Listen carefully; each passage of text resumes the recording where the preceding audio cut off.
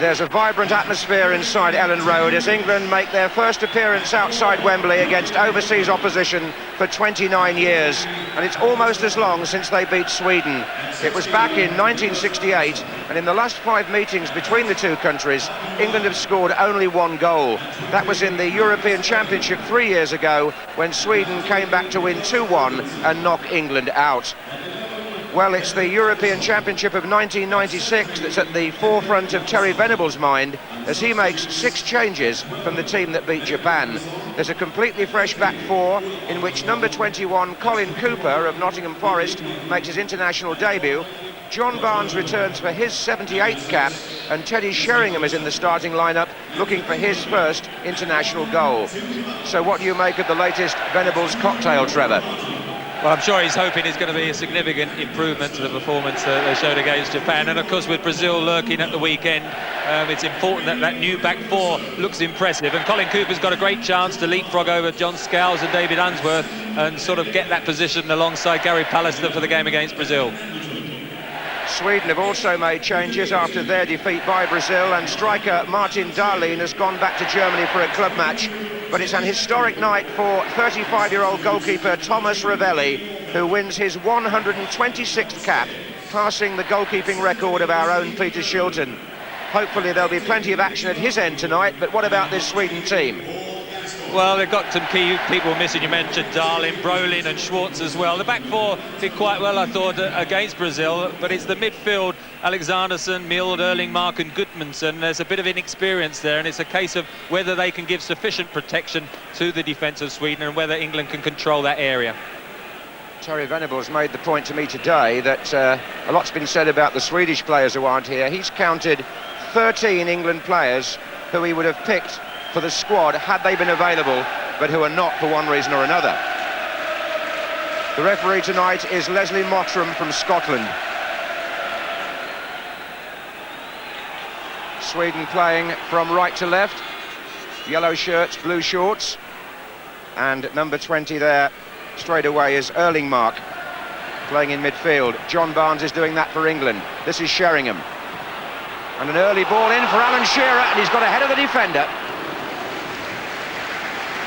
Well, just skidded off the surface and ran out of play, but the first thing that strikes me is the atmosphere. Here we are, first time away from Wembley, and over 30,000, and as soon as there was a possibility of an attack, there's quite a deafening roar. So I think there's no sort of excuse from the point of view perhaps against Japan, where playing in a sort of half-empty stadium, it was difficult to sort of get the momentum going.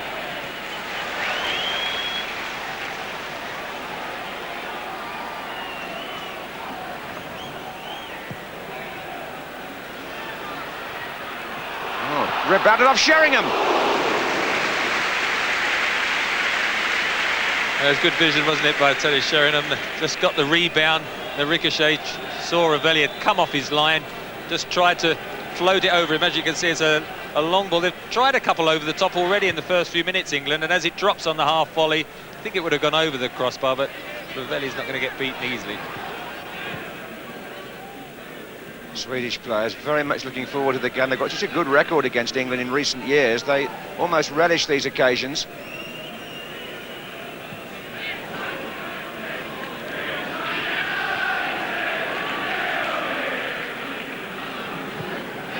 John Barnes playing a deeper role than normal in an England shirt anyway. Here's Beardsley.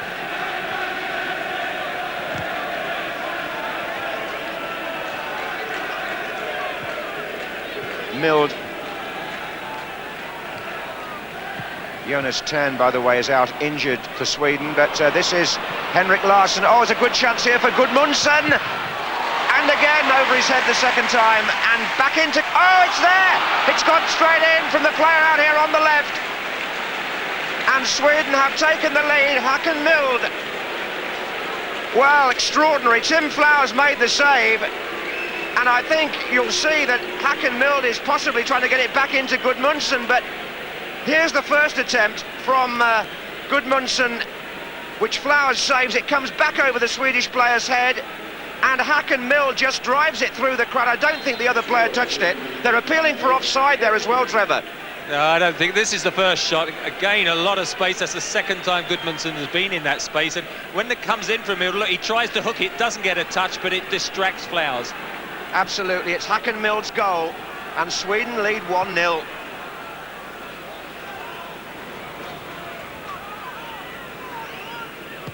And the crossfield ball again, and Barton not too sure. Gudmundsson, of course, only came in on the second half against Brazil when turn went off, and Erling Mark, who'd started on the left, went into the centre, and that's their midfield line-up this evening. And I was questioning whether it had the experience, but at the moment, certainly they seem to be enjoying themselves. Well, they've got a corner on this side, and number 2, Sundgren, has gone up on the line, looking for a near-post flick-on, and England look jittery at this stage. Oh, there's a free header there! The defending at corners has got to be a cause of some concern after what happened against Japan, and somebody there again was completely unmarked. Well, Kenneth Anderson as well, as the last person you want to leave unmarked. It went right across the face of the goal, so and before it's been carried Pallister, and I think it just cleared him, and I think Anderson was a bit surprised, didn't get the power, and it went back across the goal. But Terry Venables wants to get a good win this evening before he faces Brazil. This is the last sort of start, and of course after quite a noisy opening, the sort of atmosphere completely deflated by that goal. Anderton from Barnes' pass. Barnes again. Well, he and Beardsley really in each other's way there, but Barnes emerges with the ball. Shearer. Sheringham. Oh, it hit David Platt, I think.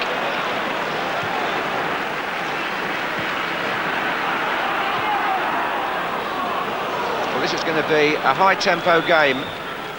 It's a typical sort of European opening. There's plenty of activity out there. This is John Barnes setting up an England attack, and the shot actually hit the England captain. Erling Mark to Henrik Larsson. This is Sundgren. And now Teddy Sheringham with room in which to manoeuvre. Alan Shearer's to his right. The others are coming from behind now, 3 of them in fact. One is Beardsley. This is Lasso. Now Beardsley.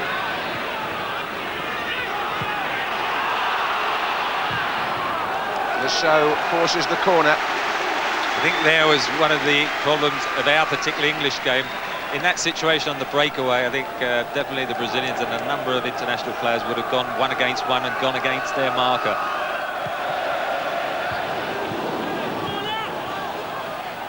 Everybody appealing, and in my opinion it was a corner. It came off the head of a Swedish player.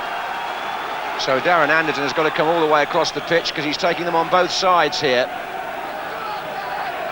He's got Pallister and Platt in the 6-yard box, and Cooper, Shearer and Sheringham to come from outside. And Shearer's there! That's a good header, just needed to be 3 or 4 yards further out.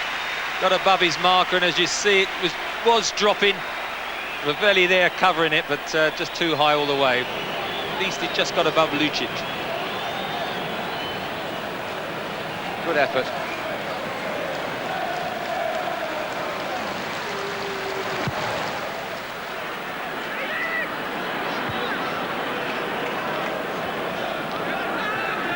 It's Cormack.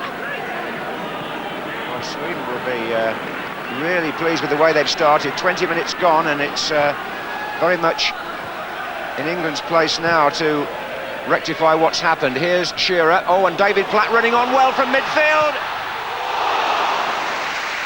That's more like it. Got to get midfield players running beyond the front men, and David Platt is as good as anyone when he can get into that mood. This is a long ball, good play by Shearer, aware where David Platt is and has to jump very well, chests it down, just can't keep it down as it pops up.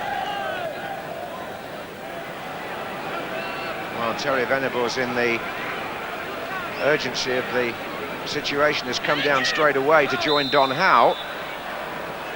Clearly things haven't gone the way he planned in the opening 20 minutes or so.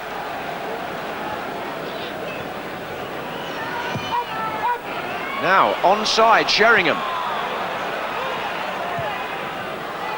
Shearer was coming in. Cleared by Gudmundsson, who takes a crack on the leg after a challenge by Barton.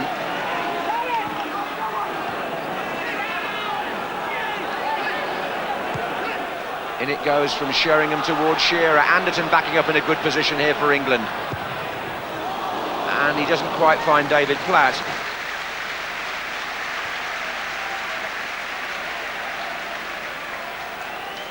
Something's gone on off the ball there, Trevor. There was a little challenge by Barton on Gudmundsson, which initially injured the Swedish player, and he's complained to the referee. Yeah, it's a challenge just afterwards. This here is the build-up, of course, again to the goal. Rebounded. Initially at the time, Gudmundsson thinks he's lost his chance, but of course we see then Mill turns it in, and after that it's just a distraction of thinking he might get the touch.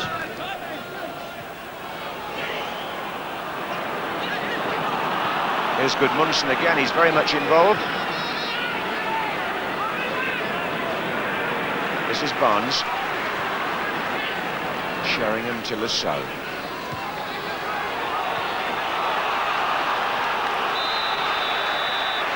Well, the challenge was by Alexanderson, and England have a free kick.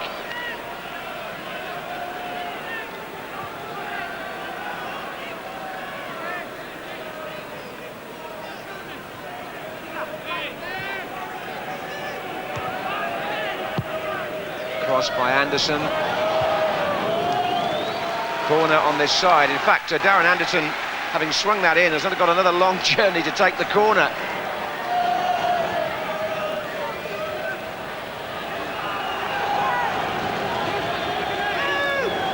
Beardsley, shorter one this time. Barton. Platt's in there. Oh, but a spare man there, and he came free, Teddy Sheringham. Nobody with him, but he put it wide. Well, the grim expression says it all. Look at him coming in the far post there. He's only got to knock it back across the goal, but he tries to just flick it. Flicks it beyond the far post. It does look as if Terry Venables is experimenting now in the last couple of games with two definite strikers rather than leave Alan Shearer up by himself, which personally I think is a plus. And when you think of all the good strikers we have, surely there must be a pair in there somewhere. Here's Sundgren for Sweden. Oh, and the rebound's in! It looks like Mild again. And England are 2 down. Well, that's extraordinary. Tim Flowers unable to hold the initial shot. And Sweden here have taken a 2-goal lead, and Håkan Mild has scored them both. There's the shot, and he's right in there to follow in the rebound. I thought they backed up off a long way, but I mean, it is a goalkeeping mistake. It was still the sort of shot. Sundgren there hits, it skids off. Credit to Mild, he followed up. Not many would have done, and there he is to side put it home when the mistake comes. And well, that's the last thing England and Terry Venables wanted. It's an uphill struggle. It's Barton against Mild here, the other way round this time. England on the attack.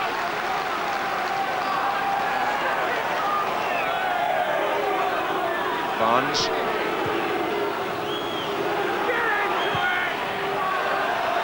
They're pretty resilient defending Sweden, aren't they? They've got sort of a lot of character and stability back there, especially the goalkeeper, but one or two of the defenders quite used to dealing with a succession of crosses. And Barton here to take the throw in for England. Beardsley, but Henrik Larsson was quick to come in, and he goes away from Peter Beardsley, and Sweden have got 3 players coming up, 4 players to his right. A better ball than in England were in all sorts of difficulties, which is not to say they're not anyway. This is Larsson, and they've lost the marker again. Pulls it back to Sundgren. This was the player whose shot brought the second goal, and I'm afraid you have to say at the moment England are all over the place in defence. I suppose the question then going into the interview is, what is the England coach going to do to the balance of the side? Is he going to introduce McManaman, who probably for me would be the first name to spring to mind, and even you've got Barmby and Gascoigne as the other attacking options, because it's in attack now that he's got to somehow create chances and put some in the back of the net. This is Barnes trying to get it through to Shearer. This is Platt. England is scuttling forward here. There's 7 in attack. Barnes Three of them round the ball at the moment. Anderton, Lasso, Beardsley. In it comes again to Barnes. But it's... Oh, yes, Sheringham! His first goal for England. And it was badly needed by Terry Venables and his team. Sweden going to sleep in defence here, really. John Barnes plays it against the Swedish player, and Sheringham gets ahead of Carmark, or across him, really, to finish it off very neatly indeed. Steers it inside the post there of Ravelli. Came off the Swedish player, definitely, didn't it? It did, but the defenders were waiting for Ravelli, such an experienced goalkeeper. And Thomas Ravelli, I think, started to come, then he stopped, and I think he should have kept coming. Bjorklund sort of blocked the initial run, and Carmark was waiting for his keeper to come and collect. And while that was happening, Sheringham got that so vital goal. Hold on, though, here comes Henrik Larsson. Well, if he hadn't tried to be quite so spectacular, he could have taken that on and surely put Sweden 3-1 up. Well, it's just frightening, isn't it? I mean, every time they go forward, they're creating clear-cut openings. That hits the referee, to be fair, to set up the chance. But once that happens, look, you're diving in on tackles, and Henrik Larsson should have got it on target. The score at the moment is as it was in Stockholm 3 years ago. Sweden 2, England 1. Forward by Barton. And the referee brings the first half to a close. Teddy Sheringham's goal in the 44th minute, answering partly the two that Hakan Mild scored against Tim Flowers. And there'll be some fairly hard things said, I would think, in the England dressing room at half-time, but at least they've got one back, which should give Terry Venables some sort of platform for the second half reorganisation. No substitutions as yet by England. And in the crowd tonight, just about every chairman and chief executive of the Premier League clubs who are having an annual meeting up here in Yorkshire. They may feel they've done their bit for the England team by bringing the division down to 20 clubs. Here's Kenneth Anderson. Oh, he's in the middle again, and that's going to be 3-1! In the opening seconds of the second half, Sweden score again. Tim Flowers lobbed by Kenneth Anderson, and Terry Venables' expression says it all. What on earth was the England defence doing here, Trevor? Well, he says, I don't believe it, and that's what he doesn't believe. Look, two defenders, he's in the middle of them, chests it down, delightful lob, great finish. But I mean, what on earth was the marking and the talking? I mean, it's basic elementary defending, and all the half-time team talk's just gone out the window in 30 seconds. And Barton taken out completely there. There are four others up.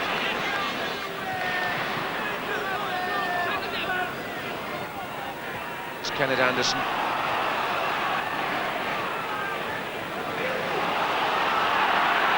Shearer, they're trying to stay onside, and Sheringham has stayed onside, and Anderton's made a good run. Oh, he didn't choose that option. He tried to pull it back to John Barnes. And Sweden break with Henrik Larsson. To his right, Alexandersson, it's overhit. It's a poor pass, but I mean, there's 3 or 4 occasions now where England defenders have dived in and committed themselves. Teddy Sheringham then, of course, should have released that early ball to Darren Anderton. He just didn't see him, unfortunately. That's plain and simple what happened. This is Shearer. It's going to come to Beardsley. Chance here. Good block by the defender. Closed it down. Barton.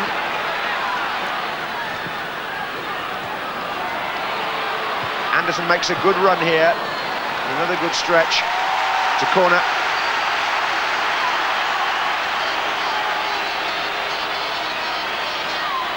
Forward go Cooper and Pallister.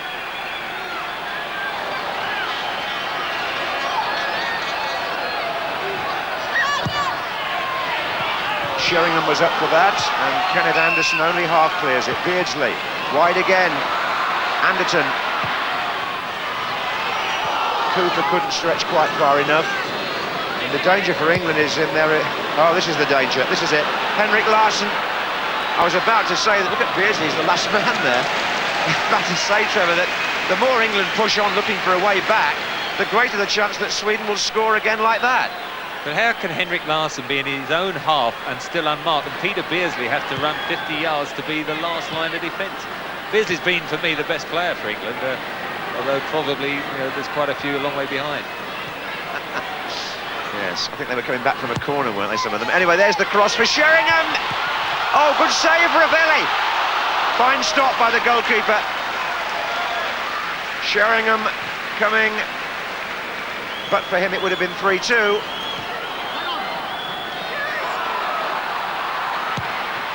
And Sheringham's on the other end of this too! And this time the goalkeeper has a little bit of luck in that there was no England player coming in. He's enjoying himself here. Sheringham twice then, within a matter of a minute, testing Ravelli. Here's the deep cross. This is the one where he gets the header. That's a very good save as he goes back the other way. Well, it's the old Spurs connection there, isn't it? Anderson crossing and Sheringham heading. A bit unlucky there not to get one of those go in the net. Important period of pressure for England. They've just upped the tempo, lifted the crowd again. They desperately need to get the second goal and suddenly put Sweden under pressure. Yes, that would really change it. The crowd are now very much behind England. It's a good ball by Beardsley. The movement has got better this last 2 or 3 minutes. Anderton. Flick on by Shearer. And it's, in fact, a header that goes away. And the substitutions bring the biggest roar of the night. Gascoigne and Barmby will come on for England. And off the pitch come Peter Beardsley and John Barnes.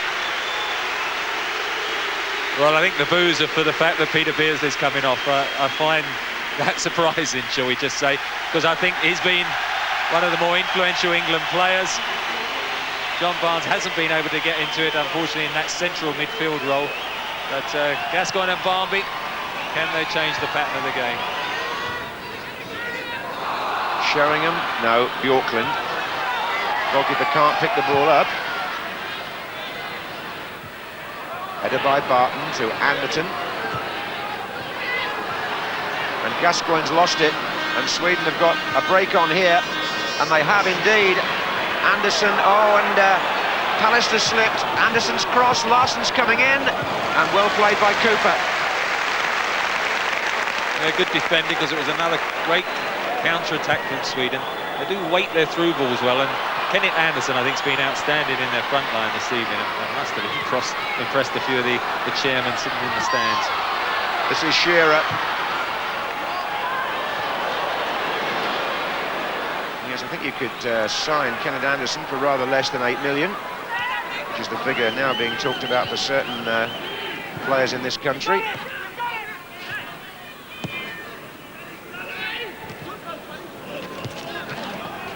And this of Alexanderson. Oh, and Anderton, no, offside flag up. Well, England lucky. England lucky, really, that the flag went up there, because it came off an England player in the end to the Swede who struck it home. And that's a real let-off, Trevor. Well, look, Darren Anderton touches it. All right, when it's played, it is in an offside position, so strictly speaking, you could argue the case, but I've seen them being allowed, and I mean, a fourth goal at this stage. England 3-1 down, and it really would have been 4-1 there, but for the benevolence of a Scottish linesman on this side. If they lose it there, which he did, there's an immediate panic set in, because Sweden have now got 4 players coming forward on the break, and rather kindly for England, Mill tried a shot which didn't seem to have much hope of going anywhere. Got Paul Gascoigne, since he's come on, actually playing that anchor man role, which is fine because he gets a bit of space, but as you say, if he loses it, as he got in the way of Nick Barmby there, suddenly it's open run on the back 4 of England, and that's why they just don't know then who to pick up. So, you know, we have criticised the back 4, but it's just not about that particular unit, it's the whole balance of the side. Well, in my view, all the best England teams have had a midfield ball winner from Nobby Stiles onwards, but there you go. Here's Sweden on the attack, and it's Kenneth Anderson.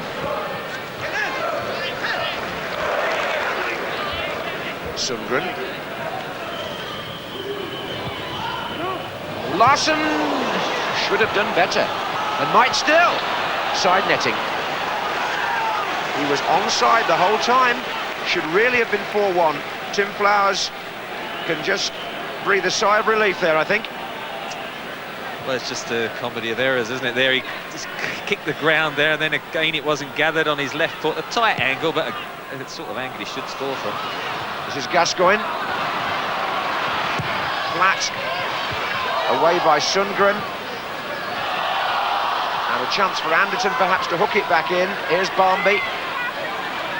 Possibilities for England here. Shearer.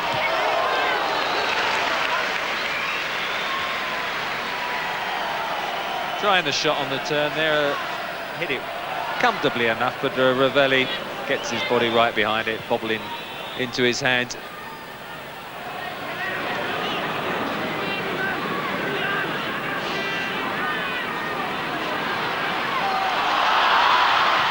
Oh, mistake by Ravelli, and here's Barmby.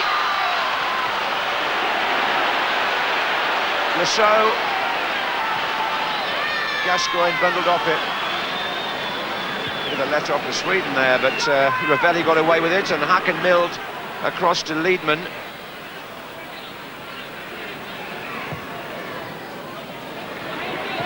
Here's Henrik Larsson for Sweden with John Scale shadowing him. Behind him here, Alexanderson. Still good movement from Sweden late in the game. Hakan milled. Oh, look at this. Spare man. Gudmundsson again. And Mild goes in. And it's a clearing header by Cooper. It was the left-hand side again, wasn't it? I mean, it just overhit the pass, otherwise it would have been a clear goal. Gascoigne gets a free kick.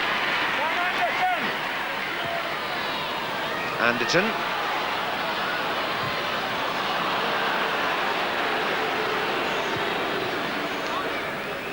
I was with Phil Neal yesterday, Trevor, and I was saying to him, since he played, we don't seem to have managed to hang on to a regular right-back in the England team, do we? It's a real problem position, that, it seems to me, whether they're injured or people not available. I know you'd say Rob Jones and Lee Dixon as well, of course. It's a position we don't ever seem to get settled. No, it's true. I mean, they had that tournament, didn't they, where they couldn't get a settled right-back, and I think it was Keith Curl played there in one stage in the European, so... You know, Rob Jones probably has had his injury problems. Otherwise, I think at the moment he would be the first choice. Well, here's a free kick for England and some hope. Nick Barmby was bundled over just outside the area, and Gascoigne has put the ball down, and he's going to take it quickly here. Header, and it's in. David Platt. It's 3-2, and the England captain wants to get on with it. Gascoigne didn't hang around. That was quick thinking.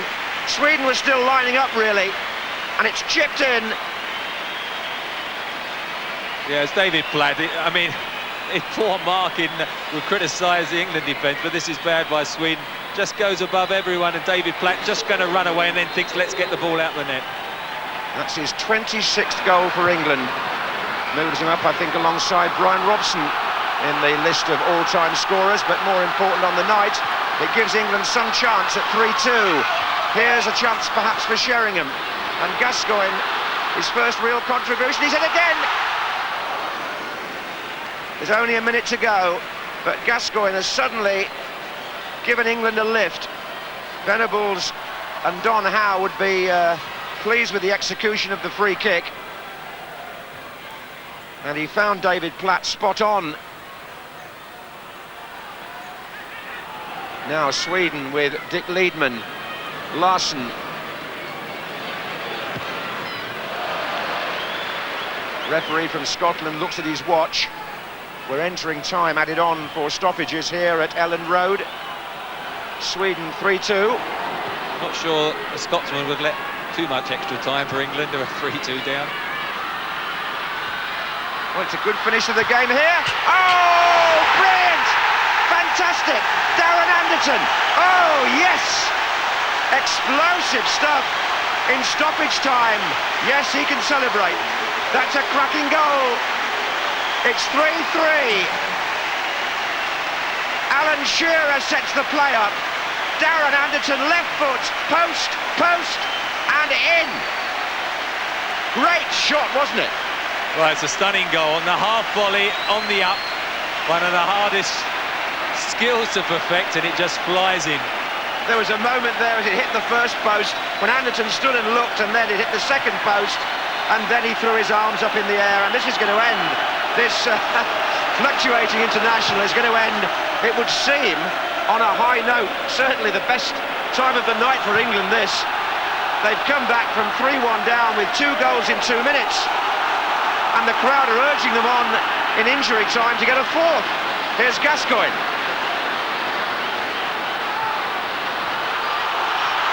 And Lasso, 3 coming in on the cross if he can get it over. And Sundgren is lucky to see the referee give a goal kick there. Well, we made it the 89th minute when Platt scored. It was over 90 minutes when Anderton scored. And England have come from behind to protect Terry Venables' unbeaten record. Anderton's strike, a real gem, congratulated by Hakan Mild, who got 2 himself. England 3-1 down with only a minute of normal time to go. And Terry Venables must feel there, Trevor, that somebody smiled on him. Well, he will. He's retained that unbeaten record, but it won't camouflage a lot of the problems that came in the previous 88 minutes. England escaped. They've got the point. It now means they can actually win the Euro Cup if they defeat Brazil on Sunday, but there's got to be a huge improvement before they meet them. So 32,000 people inside Ellen Road saw an exciting game. There will be inquests about the England performance, or certainly 89 minutes of it, but the final score here is England 3, Sweden 3. We were very good in the last 5 minutes, the same as Saturday. I think really we weren't pleased to be down at half time, but everyone felt very good about the game and the proposition of the second half. And the goal straight after half time, it was a real punch in the stomach, as they say, and it really knocked us down a bit. But they kept playing, and we kept playing. I thought our movement was vastly improved, and we know now we have had, for the first time really, a few problems at the back. I expect the Fraziers got out of jail. Yeah, most definitely, although, you know, we felt that we created a lot of chances and played some quite nice football, but they caught us on the sucker, with the sucker punch. Did you think towards the end that you were you running out of hope? Yeah, I mean, it was 3-1 and with a couple of minutes left, you know, it looks like it was all over, but it shows the spirit in the camp, and, you know, to get a draw out of that game, you know, we're obviously very pleased with. I am very proud of my players. You must realize that we miss 8 of our World Cup players here today, and still can do this performance in England, against England. That is very good. It's 12 months today, I think, the first game in the European Championship. Are you concerned that we're not making as much progress as you would have liked? The game doesn't work like that. It's not magic. I mean, you look back, Brazil have had, when I talked to Carlos before they got the World Cup, they had terrible results. They were getting terrible stick. Sweden's been getting stick in the last few games. And people are very critical, and that's their right. We understand that. But we've got to keep doing what we want to do. Hopefully we'll get there in the end. Tonight's result keeps England second in the table behind Brazil, who have maximum points. England, of course, have to beat Brazil at Wembley on Sunday now to win the competition. Well, Alan, first of all to you, did the last couple of minutes of the game change your opinion about England's performance? No, I think that certainly they showed a lot of character to get a result of the game 3-1 down with 3 or 4 minutes to go. And certainly at times they played a lot of good football. The movement was good, the passing was good, but again at times they were all over the place defensively. They were disjointed in the middle of the park. They didn't show that much sparkle up front.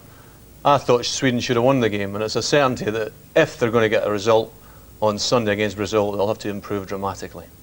Jimmy, the first time in 7 years that England have conceded 3 goals in a match. What does that tell us? Well, it wasn't so much the score really, but the way in which the team played, as Alan says, that was worrying.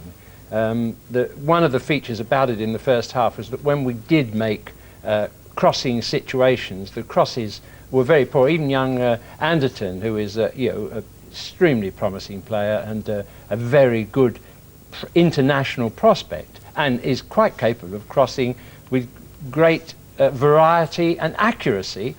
He had 3 crosses in a row in the first half, and just look what happened to them now. Yeah, we'll have a look at that in a minute, but Alan, first of all, I know you're anxious to dwell particularly on the role that Peter Beardsley filled. Yeah, I mentioned before, I don't like him playing wide in the left. That is a disciplined role. He does his best stuff, you know, in the centre of the park, just off the front two, playing these little balls through. I thought tonight in an attacking role he was England's best player. But when he's playing well, having played with him at Liverpool, he wants to be involved all the time, he wants to chase the game, and sometimes when you're playing wide in the left, you've just got to stay in position. And for Sweden's second goal, he just didn't do that. There's no real danger here. You know, Sweden on the attack, but Peter comes running in here when really he should be in his position, holding on the far side of the pitch, and what we find is a big hole. Now Peter should be the first man going here to Sundgren. Nobody goes. I mean, Flowers should save that. It's definitely Flowers' mistake, but it could have been averted. And the second goal was even worse. If the play's on one side, the central defender on the opposite side, it's imperative he's the back man. Pallister we've circled there, he's 10 yards in front of everybody else. It's just a ball over the top. Great finish by Anderson, but you know, you'd have to ask questions about the English defence there. Jimmy, England didn't lose though, did they? And they could always argue that in spells in the match they did play well. Yes, they did, but nevertheless they fell down on vital parts. I mean, I can talk a little bit about the composition of the team, but first of all, back to those crosses and this three-timer from Darren Anderton. This is a hopeful one which hits the defender and comes back, but he gets another chance to retrieve it here, wriggles his way through, does that very well, and a cross that's never going to cause any trouble. Beardsley, lovely slick pass there, and this is a good bit. First time passing, Barnes, Shearer, and then the final chance to make a delivery that's damaging. And Ravelli says, thank you very much indeed. And that was very much a feature of the first half. But they did improve on those things, but they had such a number of mistakes that they made. Flowers, Pallister, almost looking, and understandably so in some ways, as if they'd rather be on the beach. Because they've had a long season and a hard championship fight, and I think that tells on players. I tell you, Paul Gascoigne actually has been accused tonight by the Swedish management of breaking the nose of Magnus Erlingmark with his elbow in the latter stages of the game. Gascoigne only came on as a substitute, but what did you think about the England midfield that started the match? Well, I think Gascoigne looked like a midfield player when he came on, but if you look at the midfield, there's young Anderton, a very talented, versatile winger. Platt, well, he's a wonderful goal scorer, but not an orthodox midfield player. He's not in the game enough. Barnes, a retired winger who's now playing in the middle with a different role today. And Beardsley, as Alan's already pointed out, doing wonderful things in attack in that position, but at times missing when he should be there in defence. Now, how can you expect a team like that to function well? Yeah, the role of captain's obviously important, especially when you're 3-1 down. What is your opinion about David Platt? Well, I think his goal-scoring record is absolutely phenomenal, and he brought them back into the game tonight when they're 3-1 down, and certainly scored the winning goal against Japan. But I think he's got to do more. You know, he's in and out of the game, he drifts out of the game for long periods. Again, you go back to his goal-scoring record, but remember, we all criticised Letizia for drifting in and out of the game. I think he's got to do more. Changes for Brazil? The game on Sunday? I think he'll change the back four. I think he'll try and play a strong back four. He'll claim he set up a very exciting last match. Well, of course, one player who isn't available to England is Paul Ince. England entering this tournament without the Manchester United player who withdrew from the squad, and it now appears that £7 million of Inter Milan's money may be taking Ince to Italy. Indeed, it's been a busy old day with Crystal Palace welcoming back an old manager and Arsenal finding a new one. Here's Gerald Sinstad. The rumours that linked Bruce Rioch to Arsenal turned out to be true. At the end of his 3-year contract with Bolton, Rioch opted for a return south, where his family are based, and the challenge of the expectation of greatness that goes with the territory at Highbury. We will set out to try to achieve the success that the club wants as quickly as possible. Another manager installed today was Steve Coppell. Reinstalled, really. Coppell returns to his old Crystal Palace office as technical director. Coaches Peter Nicholas and Ray Lewington will oversee the first team. So what exactly will be Coppell's role? My title is technical director, but I don't know what it means. But I think my role is just to have an overview of the whole of the football side of the club and input to the first team, but with responsibilities in other areas as well, mainly player acquisition. But tonight, one man's future remains uncertain. Paul Ince said he was stunned by the news that Manchester United were prepared to let him go. Internazionale said they were 99% certain that he would be their player. Nothing is likely to be decided until next week, but this afternoon Alex Ferguson clarified his attitude. He's a marvellous player, but also that I have to recognise that having got Nicky Butt, Roy Keane, who I think are marvellous players, it's the one area which, I'm not so bad, but also Paul's a great player. The fans are also saying, with all the talk about the need for English players, why sell one of the best English players in the country? Well, that is definitely, I can understand the supporters saying that, and it's one of these decisions you hope you're right, because I have taken a bit of a risk because of Roy Keane and Nicky Butt. And Nicky Butt's English, you see, he's just replacing Paul really in that sense. But we hope we're right. Scotland took another step towards qualification for next summer's European Championships last night when they defeated the Faroe Islands.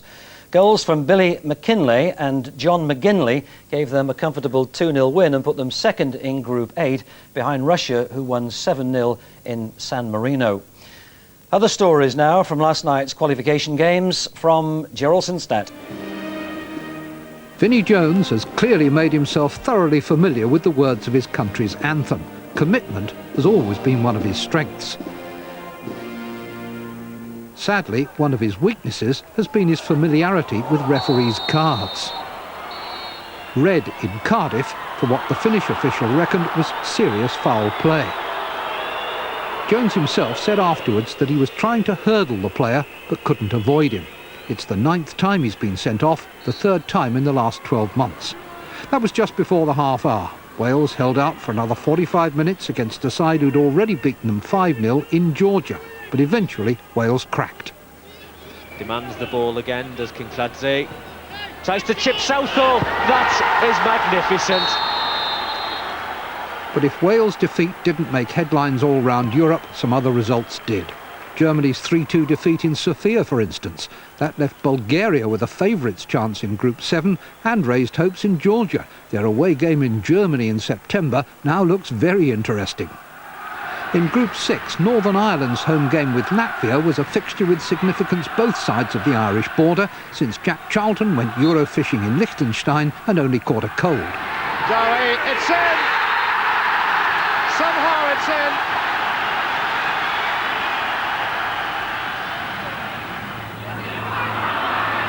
Troikas, the number 2, getting forward. That's a good ball.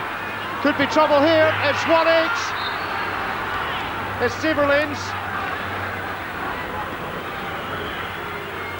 I would say Windsor Park full of worried faces at this moment. Here's Troikas, who set that goal up. And hasn't he made up for giving away the penalty in Riga? Oh, they're in again. The flag stays down. It's 2-1. The victory did little for Latvia and nothing for Northern Ireland, but it did a lot for morale in the Republic. The wild card here are Austria, emerging from a long period of mediocrity. Portugal, the Republic, Austria. Perm 2 from 3. Well, victory tonight for the England under-21 team in the Toulon tournament. First half goals by Julian Joachim and Andy Myers, beating Malaysia 2-0. Well, the England ladies football team made a winning start to their World Cup campaign in Sweden, beating Canada 3-2.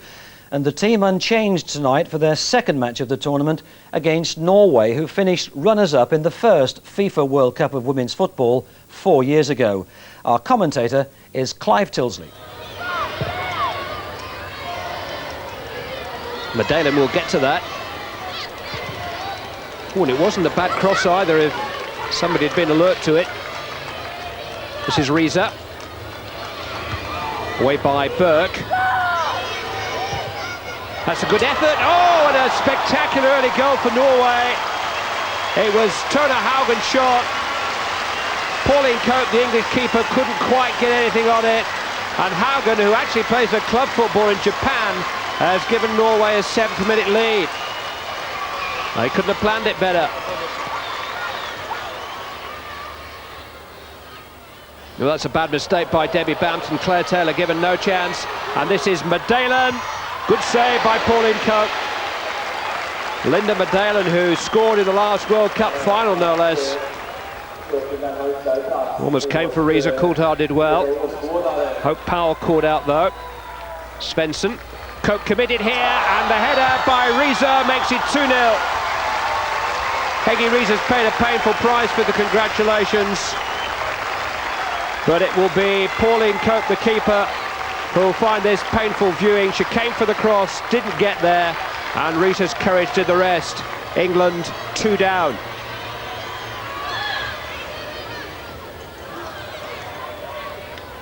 Haugen. Niemark Anderson slipped, but it's come from Madalen. And now Arons hit the post, and Cope claims it.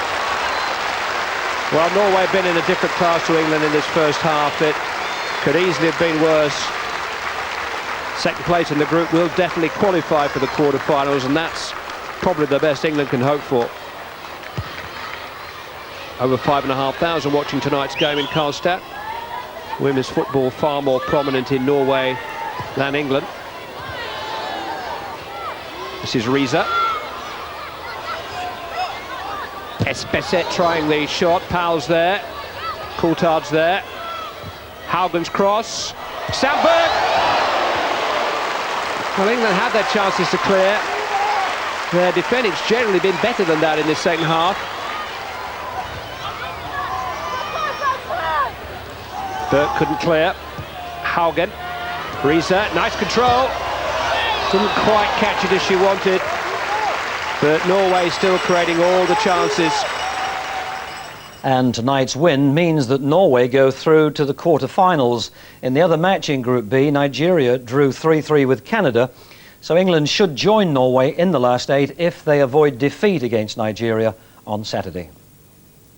Well, exactly a year to the day before the European Championship begins, England tonight rescued a draw and a bit of pride with 2 late goals against Sweden. But the ultimate test comes on Sunday against the world champions Brazil. Good night.